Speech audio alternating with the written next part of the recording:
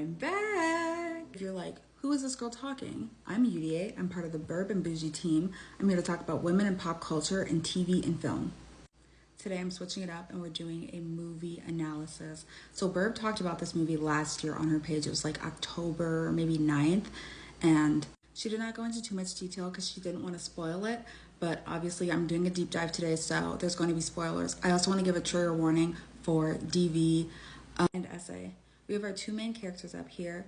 This, if you guys recognize this girl, she's from the first season of Bridgerton. This guy, I don't really recognize him, but I think that he was in another like big project. Their characters' names are Emily and Luke, and they are in a relationship. They also both work at the same company. It's like a hedge fund type of thing. So the movie starts at Luke's brother's wedding. They're talking with family, they're dancing, they're having fun. They run off into the bathroom and they're getting intimate in the bathroom, and they have to stop because of Emily's menstrual cycle. And as Luke is cleaning himself up, an engagement ring falls out of his pocket. She's like, what is that? He's like, I didn't want to do it this way, but now you've already seen it. So he proposes to her in the bathroom and they leave. They're happy, they're having fun. So the next day, they get up for work and they lead it separately. Emily leaves the ring. They take different trains and different routes to get to work. When they arrive at work, they pretend to be just coworkers and nothing more. They do this because at the company they work at, it's against policy to date peers. One of their higher-ups has a very public firing and meltdown. He takes a golf club and starts smashing everything. He's screaming expletives. It's very chaotic. I mean, this guy was already getting fired, but I just was thinking like, and women are called the emotional ones. He literally was like breaking property and vandalizing the workplace. And I like, they don't really talk anything about it. I'm gonna guess that nothing happened to him other than getting fired. Like, he still has his reputation, X, Y, and Z. If women even express one emotion that isn't happiness or joy, or one emotion that her male peers will accept, then we're judged, we're called names, we're called emotional, we're unstable all of a sudden because we cried once at work in the bathroom.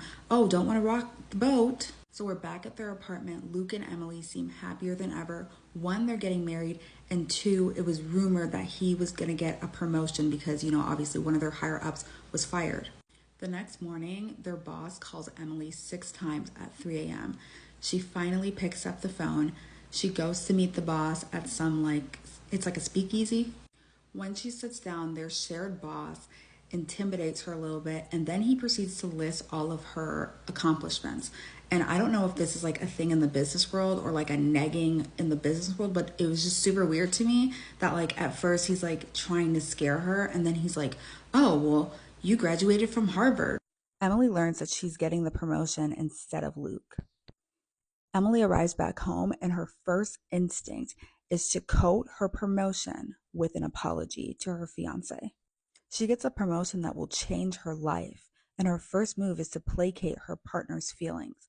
We are it's not her fault. We are so ingrained in patriarchy to the point where our first step is to cater to a man. She has this big accomplishment that she does, and her thing is like, no, no, no, I need to go and make sure that my fiance is okay with this. She doesn't even get time to celebrate within herself. There's a scene where she walks into the office after her promotion, and the shot is her walking, and then it's just a bunch of her male counterparts, and they're all glaring at her. And also, I'd like to point out that the director of this film is a woman, and I think that she did such a beautiful job capturing that essence of envy. So it's just her walking, and then all the men are staring at her. It's like almost animalistic, like a lion with its prey, except they don't even realize that she is a lion because now she's all of their bosses. Of course, the gossip begins right away, and the men discuss amongst themselves how she must have slept her way to the top. That whole like sleeping your way to the top, that thing is so stupid to me, seriously. Because why is there even an opportunity for people to use X and their bodies to get a higher up position in a job? There shouldn't even be a thing that can happen. You know what I mean? There shouldn't be a way that can happen at all. Of course, because she's a woman, the men think she couldn't possibly be smarter than them. She couldn't possibly have earned the job because of her hard work over the past few years. Luke, her partner, seems visibly upset by this talk by the other men. It's almost like he's believing it. The promotion was more than fine when he was supposed to be getting it. They celebrated that night, they had drinks, but now he's working directly under his fiance. The most insulting part about this is that he didn't even think she was in the running with him. He thought he was up here and that she was down here. He didn't think in any capacity or in a million years that she was going to get the promotion over him. He's not even in the same ballpark as her. He was hired as a favor hire, while she was hired and promoted because of her skill. That night, when she talked to her boss before he told her about the promotion, he talks about how she went to Harvard and she was published by the Wall Street Journal at 17. She is more than qualified for this position. His behavior changes quickly. The next day, she finds him in a bar, drowning his sorrows. He pretends that he's not, and she tells him to leave. At work, she gives him another assignment because she is his boss, and he basically laughs at her. So she's gotten this new promotion, obviously more responsibility. And while she's doing this, she's also trying to get her fiance to move up. She's talking good about him to the bosses, and two of her bosses tell her that he was a favor hire and that he actually cost the company 15 million last month. Now Luke begins to alienate affection. It's all a pattern, ladies. Stay sharp. Be taking notes. Look for the red flags. I do these series, I do these analysis, even though they're TV and they're film. This stuff happens in real life all the time. And if you can clock it right away, then it'll be more beneficial to you than rather you wait and you're in a long-term relationship and then all his flaws and red flags come rushing at you. Then he starts doing workouts late at night. And I've noticed this is a thing that a lot of men do. Instead of going to therapy and, working out their problems or like trying to get to the root of the issue, they'll just go to the gym. And the thing about the gym, yeah, they're helping their mental health a little bit and they're bulking and they're eating healthy and stuff, but usually they still hold a ton of resentment and anger because they never got to the root of that problem. It's like putting shampoo in the rest of your hair but not putting it in the root. You're not getting to the root of the problem. It's not going to be fixed. He's reading all these books about finance and how to move up in the company and how to better himself at his job. He tries to pick a fight with Emily by telling her that people will respect her more if she stops dressing like a cupcake. He only says this because, one, he's really low right now, and he wants to drag her down to his level. He wants her to feel how he feels right now. The next day, she shows up to work wearing all black. The night before, they were discussing a stock to buy. They both disagreed on it. So Emily tells Luke, her analyst, to finish his analysis. Instead of finishing what she told him to do, he buys the stock and costs the company $25 million. This is only happening because he thinks that her success is going to stop him from being successful. He thinks of her success as like a dagger pointing at him and ready to charge. I'm going to leave it at that for now. This was the Fair Play Analysis Part 1. Hi, I'm Yudi. This is the Fair Play Analysis Part 2. We left off with Luke costing their company $25 million. After this, Emily goes to the store. She purchases some cigs and a pink blouse. Now, remember, when Emily came into work, she was wearing all black because of the cupcake comment that Luke made. Her coming back and going to the store and coming back into work with a pink blouse is her taking her power back, her cutting her losses and saying, okay, well, I'm not going to help him anymore because he obviously, one, doesn't want to be helped, and two, is being defiant with me. Because of Luke's F up, her boss calls her into a private room and calls her a stupid effing bitch. I 100% believe that if she was a man, he would have never spoken to her that way. Even if he did speak to her that way, he probably would have called her a bastard. He would have called her something else. But I just think the word bitch is so ingrained in misogyny, and especially a man saying that to a woman, so incredibly like mind blowing that he can speak to her that way. So now Emily is scrambling to fix Luke's mistake while also dealing with the backlash of her male counterpart.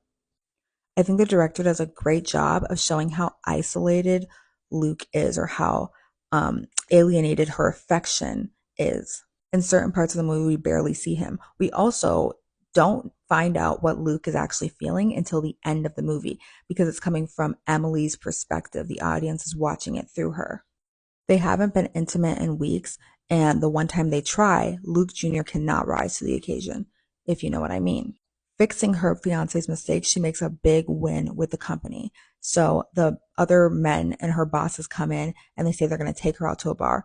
One of her peers suggests that they go to a strip club in a joking manner. And I think because she didn't want to be seen as like, oh, so she's a woman, she can't hang with the guys. I think she agreed to just to earn that respect. Like women have to go through so much to earn men's respect in these communities. And I think it's so hard too, because when you're trying to decenter men, but everywhere you look is just patriarchy, misogyny, sexism, this, that. It's so hard to do that. Coming back from the strip club, Emily comes home drunk and she forgets or she puts in the wrong key to open the door. Luke opens the door for her and they get into this heated argument where he says that she lets their boss walk all over her. And Emily confesses that the only man she lets walk all over her is Luke. And she also tells Luke that they didn't want to promote him, they wanted to fire him. He screams at her that she stole his job.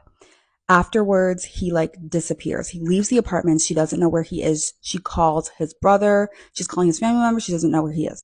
So finally, Luke comes to work, but he's belligerent and he interrupts a meeting that Emily and the higher ups are having. He's yelling and he scares off the client. Then he tells everyone that him and Emily have been breaking company policy by being in a relationship together for 2 years. While this is happening, Emily's mom is trying to set up an engagement party for them, but Emily is weary because obviously she's not supposed to be dating him or even be engaged to him. So Luke disappears again, and Emily calls Luke's brother being like, where is he? And his brother is like confused because he's like, at your engagement party, where else would he be? So after he ran off, I think he went somewhere else, and then he went to the engagement party still very, very drunk. Another heated argument boils over at the engagement party, and now all of their friends and family know what Luke thinks. And what he thinks is that she slept her way to the top and stole his job by doing so. We learn that he lies to his family about being promoted with Emily when in fact he just got fired or they were waiting to fire him anyway. Okay, stop here if you don't want to hear about SA. Then they take the argument into the bathroom and then things get actual and it's consensual at first, but she tells him to stop and he ends up assaulting her. I want us to remember that SA is not about sex, it's about power. And Luke feels like he's lost his power, that he's losing his power. So he tries to assert dominance over her in one of the only ways he knows how, or one of the ways that abusive men know how. Afterwards, we see her applying makeup to the bruise that she got from the assault. Then she comes into work and she lies to her boss about her relationship with Luke. I don't think that the boss actually believes her. I think he's just kind of playing along with it, almost like it's a man's world and we're playing a man's game. I also think that's why the movie is called Fair Play. They hire a new analyst in place of Luke, and she's a woman. The final scene, Luke is talking about starting a hedge fund up with his brother up in California, and Emily is in disbelief because he's not even apologetic or remorseful for what he's done to her and all the turmoil he's put her through these last few weeks. So Emily reminds him that he never stole her power. She picks up a knife and makes Luke beg, apologize, and decree that he's nothing. I think she slices his cheek a little bit too, and we see her drop the knife and it makes like a clink sound. That's how the film ends, and she tells him to pick up the knife and clean up the blood. Men are indoctrinated as well by the patriarchy to be the provider, the breadwinner. They are told that making money is the main thing that they can bring to the table. So when their female partner takes over that role, they sort of have an identity crisis because they've been told all their life, this is what you're valuable for. So they feel like they lose value. In this day and age, women have so much more opportunities than our ancestors have and that the women that came before us have. So it's not uncommon for a woman to be in the breadwinner role. But if a man feels like his value is at stake, his identity is at stake, it can be very dangerous for the women around him, not just the romantic partners around him, but the other women as well. That is all. I hope you guys like this analysis. Like, share, and subscribe. Give me feedback in the comments. Give me things you want to see as well in the comments.